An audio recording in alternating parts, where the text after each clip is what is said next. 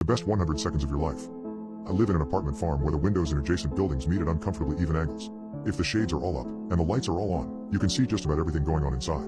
Sometimes, late at night, I'll wake for a glass of water from the sink and notice my neighbor at his kitchen table in the unit across from me. The man is balding and middle-aged. He ordinarily wears a cream-colored robe or some faded shade of red. He always has a glass of milk at the ready, joined occasionally by a fat cigar, aimed for the skylight. His horn-rimmed glasses and neat 5 o'clock shadow are about as unremarkable as any other working Joe this side of the New York, New Jersey state line. And yet something about this guy always intrigued me. We never offer each other anything more than an awkward wave of hello. We never attempt to speak.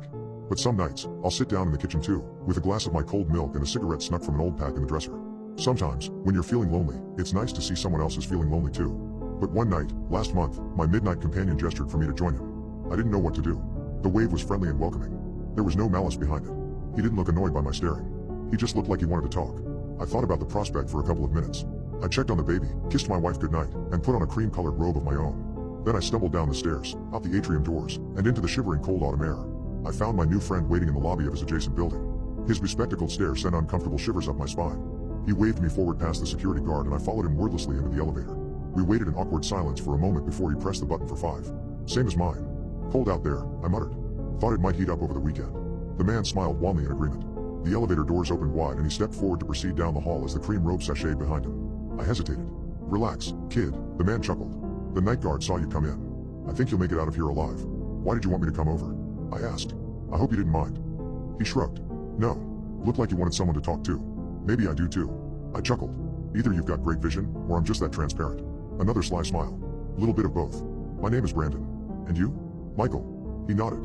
And now we know each other. We're not strangers anymore. So how about it, Mike? One sleepless dad to another. I stepped out from behind the wide metal doors. You got the whiskey for that milk? Brandon nodded. Kahlua too.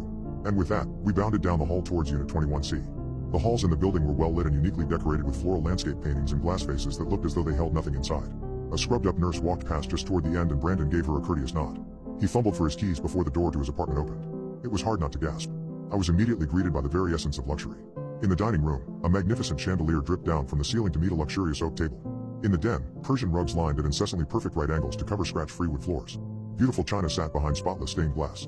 A massive 70-inch LCD TV sat perched on the wall in between various gold and silver-shaded baubles and picture frames. The place looked like the Ritz got trapped inside a tiny 2-bedroom space. Let's see about that Caucasian, Jackie, Brandon joked over his shoulder whilst heading for the liquor cabinet. Big Lebowski. What a film. I've been hooked on the things ever since. I assume you want yours on the rocks? I said that I did. Good man. Brandon returned with a speckled glass and a pair of large cigars. He set us up at the kitchen table before fussing through the cabinets for a pack of matches. After a moment he grabbed a seat and lit his own in a perfect circular motion. Aim for the window. I nodded and went to work on my own. So how can I help you, Brandon? A woman named Melissa came into my clinic today, he started. You're a doctor? He nodded solemnly. Melissa lost her husband and young son in a car accident a few months back. Awful, I mumbled. Must be awful seeing that sort of thing every day. Brandon offered the same wan smile before taking a generous swig of his white Russian. She comes to my office for checkups, nothing more, he murmured through a cloud of smoke. The accident severed her spine. She will never walk again. But we still need to check the stitches and other various injuries for signs of infection. Our job is to make sure Melissa's horrifying situation does not get worse. That's all. I can't imagine staying positive, I added. Sounds exhausting. Brandon nodded. You don't? I was confused. Well, don't you have to? I asked. As a doctor, I mean, isn't part of the goal to keep your patients feeling positive? You can wear a mask, he murmured. One of those perky masks that say all the right things. You know. Be happy. Make yourself happy. Life will get better. The night is always darkest just before dawn. You've read all the fortune cookies. You've heard the 1,000 cliches and adages and parables and crappy pop songs on the radio extolling people to be their best little selves even when the sky is raining down poop on the only things that matter. Brandon coughed through his cigar and chuckled in disgust. So you say stuff like that. I puffed my cigar wordlessly for a moment. Are you one of those nihilists? I joked. Like in the film. I'm a realist, he snapped angrily. Real enough to know that stupid poop like that would not work with Melissa. I'm sorry. A dumb joke. What did you say to her? Brandon waved a hand as if to tell me it was all right. We keep it to the medicine. Don't wet the stitches. Make sure to take the right pain medication at the right times. Do you have a caretaker? If you don't have a caretaker assigned, the hospital can provide one for you. You know, stuff like that. Helps to avoid the deeper psychological questions. Those types are best left for the shrinks. I considered his comments for a second. Sounds cold. He nodded. Empathy is a dangerous thing. People can't be expected to hold all of the world's pain. Neither can doctors. There's just too much of it to go around. Brandon took another gulp of liquid courage. But this morning, Melissa tricked me. How'd she do that? We were talking about dreams. Vivid dreams can be an unfortunate side effect of concussions, unfortunately, so I needed to find a way to distinguish what is vivid and what is ordinary, in her case. I asked for details about the dreams. And? Melissa told me she dreamed about her son. He was stuck inside a wall of water and she could not reach him. I gulped. Sounds pretty vivid. It sounded like something that needed a second opinion. Likely a psych follow-up. I told her as much. She didn't take it well. How not well? Brandon sighed. She took a fork and stuck it into an open electrical outlet. Holy poop. Never seen anything like it in 20 years. The current from the wall slipped through the fork and into her already broken body. Melissa's heart stopped for exactly 100 seconds before we were able to get a crash cart into the room and revive her. Horrible. I'll admit that I lost it a little bit. The mask slipped, so to speak. I had seen and treated this woman for months. I felt like I knew her. I knew her dreams, even, and I felt like maybe the psych and the medicine and everything else had helped her turn a corner. She talked about dating and having intimacy again. She talked about starting her life over. All of that work evaporated, at least in my mind, the moment she decided to unalive herself. So what did you do? I broke 1,000 protocols. I followed Melissa's case through the ER and into recovery. Later during the day she somehow regained consciousness, and I lied to her on call, just so I could sneak in to see her. Brandon took a long drag of his cigar. I wanted to shake her. I wanted to yell and scream and tell her what an idiot she was for wasting the small amount of time we get. I wanted to tell her there was nothing after this, and if there was, it sure as hell wouldn't be any better than what we got now.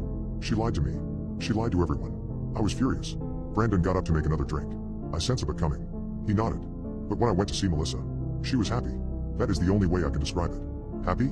She sat there, in this hospital bed, covered in wires and 4 lines head to toe, burn marks everywhere, looking like an effing horror show, with this big, dumb grin on her face. Brandon sighed and started to stir a cocktail.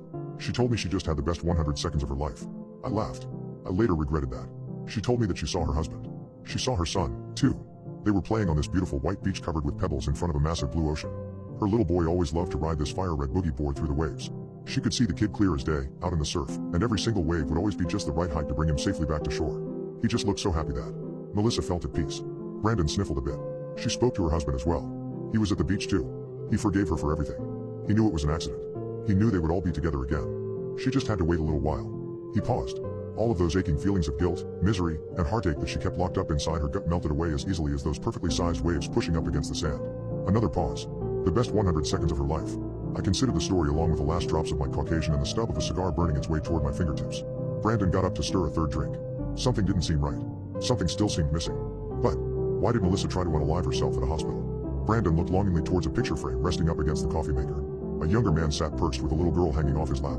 Brandon dipped his fingers into his full glass and smiled sadly. Then he swirled his whole hand around slowly. Maybe she didn't want to die. How do you mean?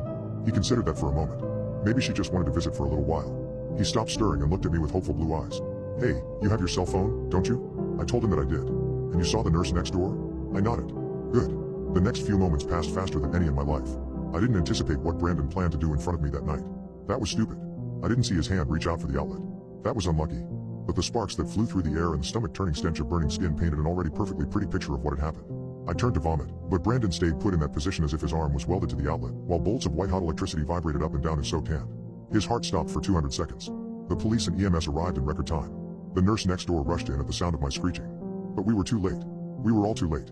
My new friend died on his kitchen floor with a glass of good scotch still swimming by his side. He left behind a divorcee and no living children. A month later, and I can't bring myself to idealize or romanticize the guy. Truth be told, his actions were selfish, especially considering the trauma they put me and everyone else through. Sometimes I hope Brandon got to see his beach one last time. And then sometimes I still see his kitchen light on at night.